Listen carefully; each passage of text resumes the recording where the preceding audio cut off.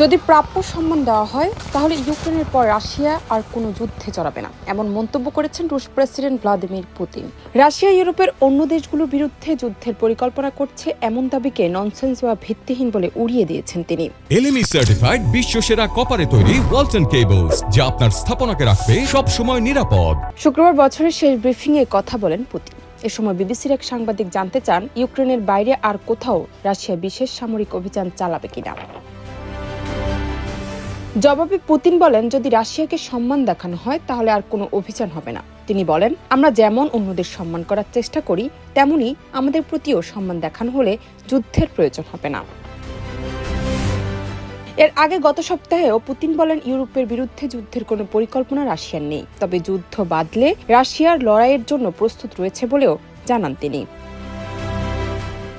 এছাড়া ন্যাটোর পূর্বাঞ্চলীয় সম্প্রসারণ নিয়ে শর্ত দেন রুশ প্রেসিডেন্ট। তার ভাষ্য, এ বিষয়ে যদি ইউরোপ কোনো প্রতারণা না করে তাহলে যুদ্ধের সম্ভাবনাও থাকবে না। জনাত নিপু, দেশ রূপান্তর।